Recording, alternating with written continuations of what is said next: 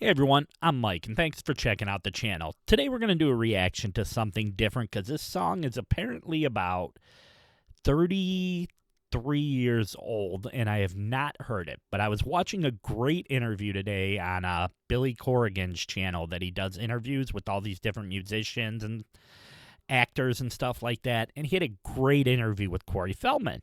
And I watched some of the stuff on Corey Feldman, and you know that people have done the videos. Justin Hawkins did the video where they're like talking about, he's like, is he trolling everyone? And you hear Corey Feldman out there saying, no, I'm a serious artist. I'm trying to do serious music. And I think sometimes people can go a little too harsh on it. So I don't know. I'm trying to be objective in it. I listened to some of the songs. Wasn't completely my cup of tea, but some of it was pretty bad. Some of it I think was kind of like, okay. I mean, it's his style of music, so maybe it's just not my style of thing.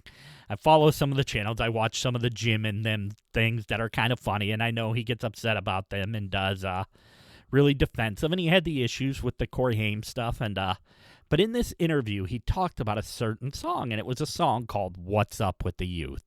And he said he presented this song to Michael Jackson, and Michael Jackson said, this is a #1 hit song. If I take this to Tommy Mottola, it's going to be a #1 hit song. And he said no, he wanted to do it on his own without Michael Jackson.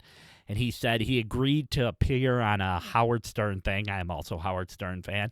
And he said Howard Stern kind of made a joke around the whole thing. Like there was a midget dancing on the stage with them. And he said he really said it took the song down a lot.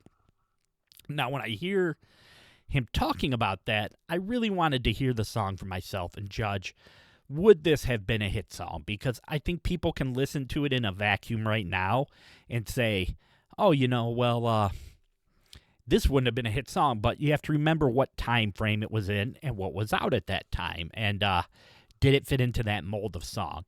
And one thing I heard about it that it said that it already seems to be a little bit wrong to me was he said that when he did the Howard Stern performance, he was 18 years old. He's like, I think I was just 18 in doing that. But I looked at the performance. The performance is from 1992. Corey Feldman was born in 1971. So at that time, he would have been 21 years old. So 3 years later. And I want to give this song, and I'm going to equate it to what was going on around 92. Would it have been a hit song?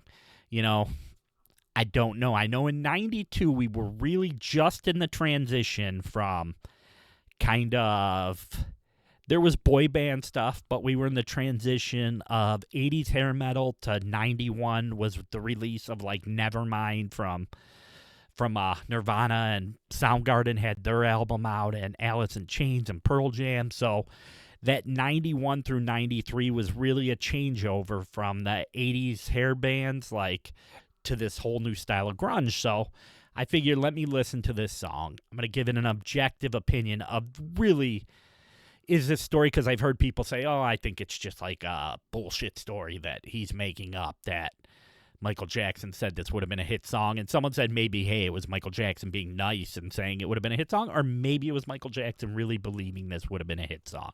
So the best time frame I could go for when this song would have been played to Michael Jackson, because he did the Howard Stern show in 92, and he said he didn't take Michael Jackson. It either had to be 91 or 92 that he probably presented this to Michael Jackson. So I'm going to play my intro, and then we're going to get into the song and see what's up with the youth. Do we feel? You can leave comments in the chat below and tell me whether you think this would have been a hit song or not. So at 90, keep it to, I would say go back and listen to music. I'm old enough that I'm only 2 years younger than Corey Feldman. I was born 73, so I'm a huge music fan, play music. I remember everything that went on that time frame. So let us play the intro, and then we're going to come back and take a listen to this song. 10, 9, 8, 7, 6, 5, 4, 3, 2, are you ready?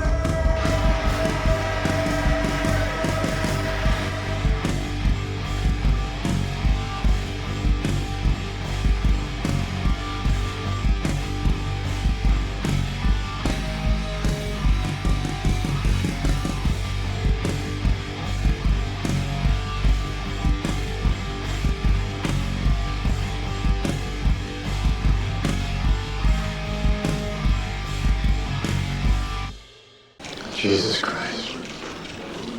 That's Mike's Musical Rehab.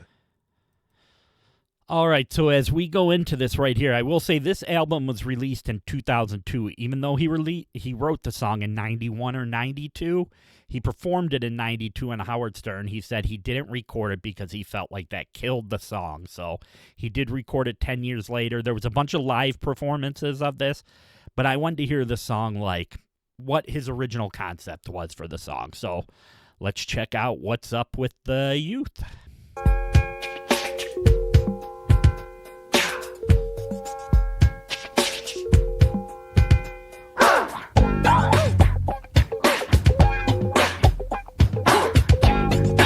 Check it out now.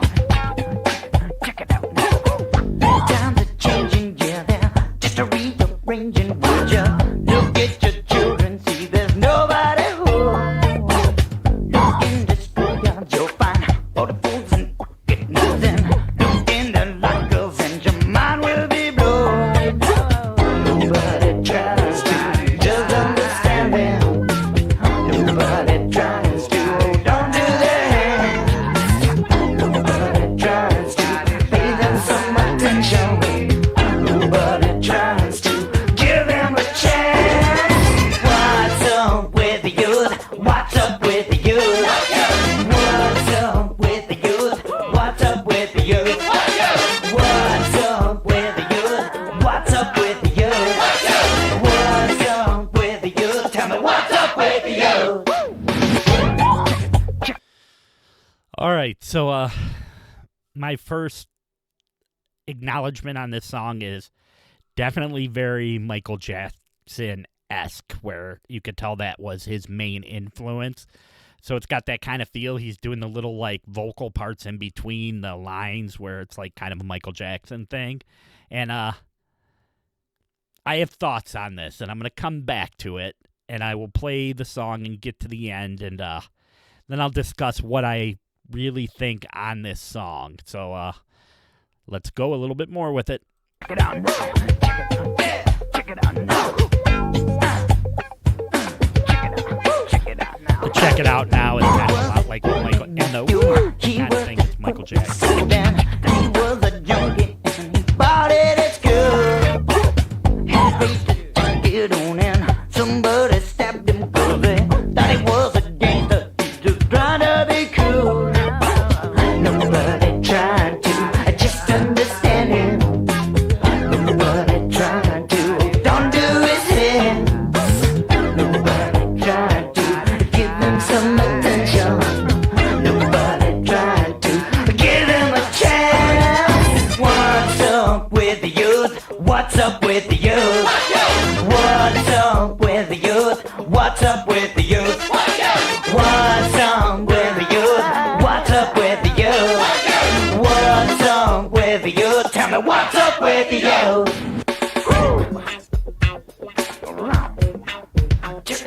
The youth, a goof, no real truth. Children chilling on the loose. They got no peers, nobody on the side. Each morning they're alive, they don't know if they could live or they could die. You, what's up? Look at our children's faces. We just don't give a damn. All right, let me do a stop right there. I'm going to say the verse chorus isn't bad, like in a sense. I actually think his vocal performance from stuff I've seen later, like live stuff, it's been a little bit rougher. I feel like this is more of a solid vocal performance. I'm going to go back a little bit to that rap part. Uh-oh, we lost song. That rap part was really, really, really, really bad. So, let's hear that again. No peers, nobody on the side. Each morning they're alive, they don't know if they could live or they could die. You, what's up? Look at our children's faces. We just don't give a damn. It's time to stop this madness. Take a stand. Why don't we try to just understand them? Why don't we try to give them a chance? What's up with the youth? What's up with the youth? What's up with the youth? What's up with the youth? What's up with the youth? What's up with the youth? What's up with the youth?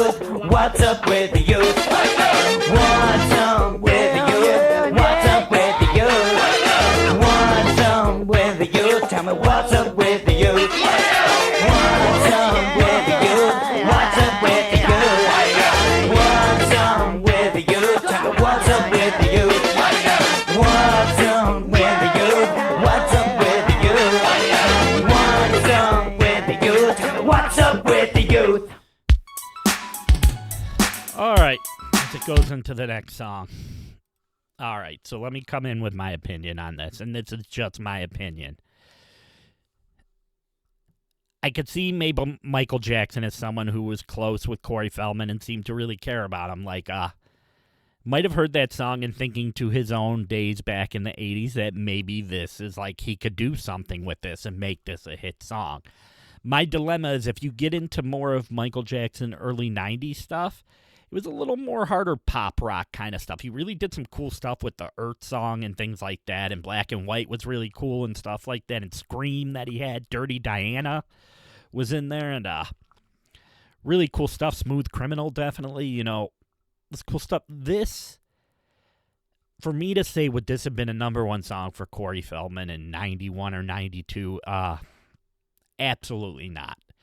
This would not have played well on the radio at that time era, especially with the style of music that was going on. I mean, yeah, you did have, like, Backstreet Boys and stuff, but that was really not Backstreet Boys, New Kids on the Block. That was really, their heyday was 88, 89, 90, and this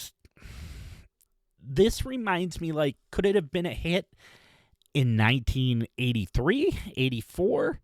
That's a different prospect when you think of songs like She Blinded Me with Science, or what was Rock Me Amadeus kind of thing, songs like that came in there.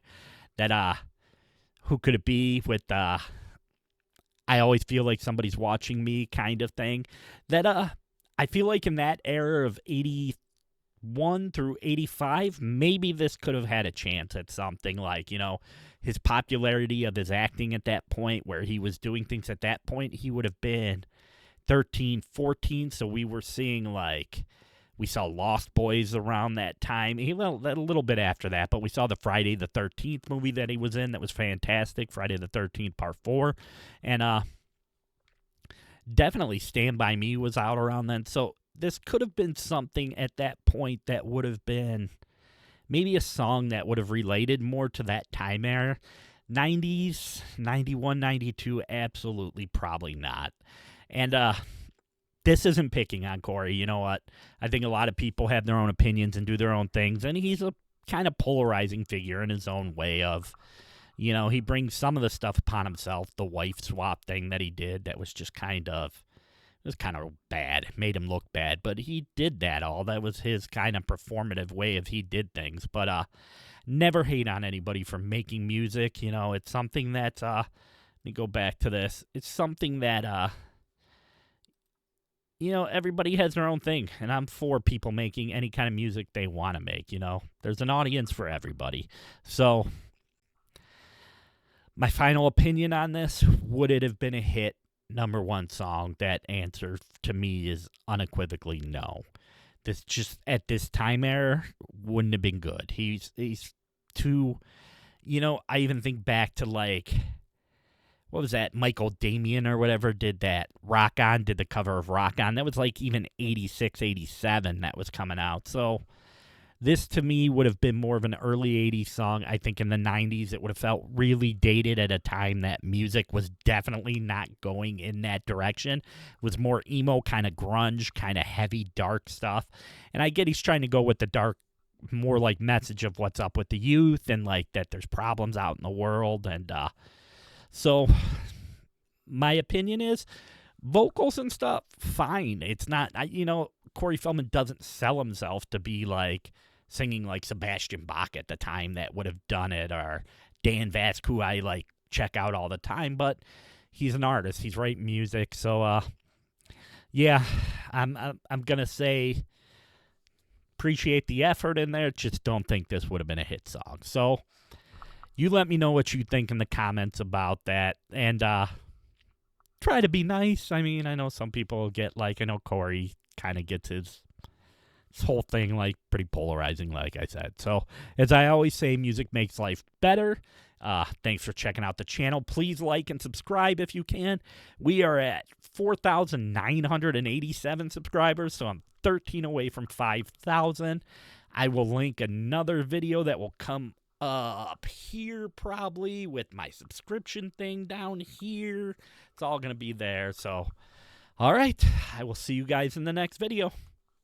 Bye.